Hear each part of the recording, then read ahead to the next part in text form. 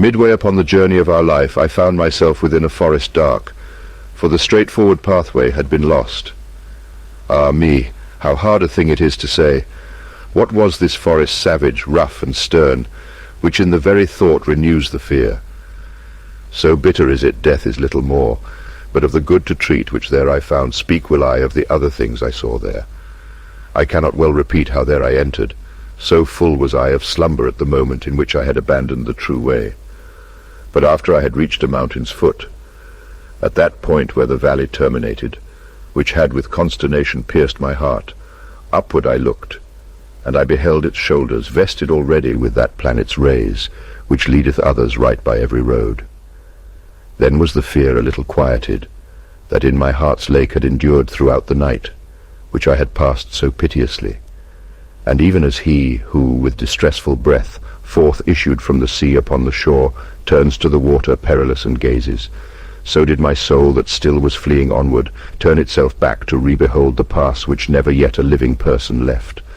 After my weary body I had rested, the way resumed I on the desert slope, so that the firm foot ever was the lower, and lo, almost where the ascent began, a panther light and swift exceedingly, which with a spotted skin was covered o'er, and never moved she from before my face, nay, rather did impede so much my way, that many times I to return had turned.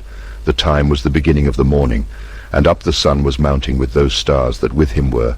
What time the love divine at first in motion set those beauteous things, so were to me occasion of good hope, the variegated skin of that wild beast, the hour of time, and the delicious season. But not so much that did not give me fear a lion's aspect which appeared to me.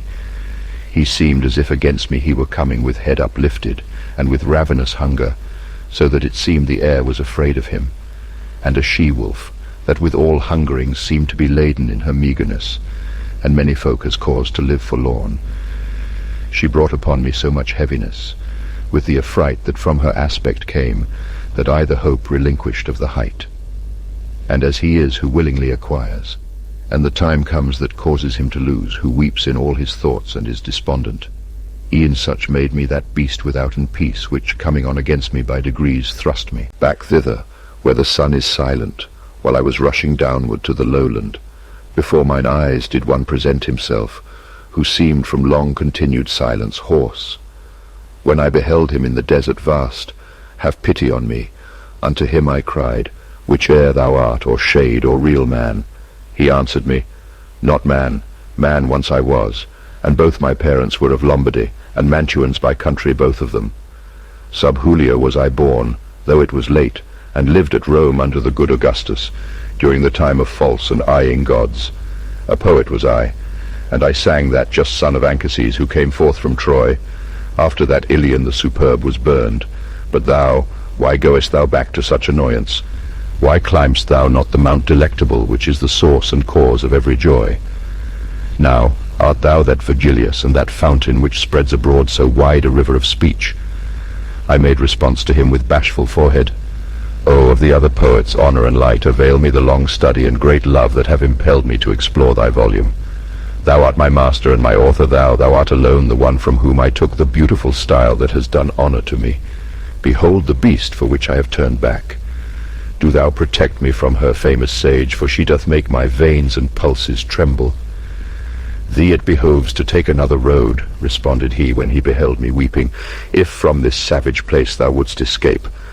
Because this beast at which thou criest out suffers not anyone to pass her way, but so doth harass him that she destroys him, and has a nature so malign and ruthless that never doth she glut her greedy will, and after food is hungrier than before. Many the animals with whom she weds, and more they shall be still, until the greyhound comes, who shall make her perish in her pain. He shall not feed on either earth or pelf, but upon wisdom, and on love and virtue. Twixt Feltro and Feltro shall his nation be. Of that low Italy shall he be the saviour, on whose account the maid Camilla died, Euryalus, Turnus, Nisus, of their wounds.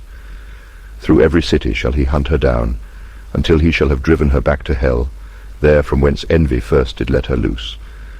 Therefore I think and judge it for thy best thou follow me, and I will be thy guide, and lead thee hence through the eternal place, where thou shalt hear the desperate lamentations, shalt see the ancient spirits disconsolate, who cry out each one for the second death. And thou shalt see those who contented are within the fire, because they hope to come, whene'er it may be, to the blessed people. To whom then, if thou wishest to ascend, a soul shall be for that than I more worthy. With her at my departure I will leave thee, because that emperor who reigns above, in that I was rebellious to his law, wills that through me none come into his city. He governs everywhere, and there he reigns. There is his city and his lofty throne. O happy he whom thereto he elects. And I to him, Poet, I thee entreat, by that same God whom thou didst never know, so that I may escape this woe and worse, thou wouldst conduct me there where thou hast said, that I may see the portal of St. Peter, and those thou makest so disconsolate. Then he moved on, and I behind him followed.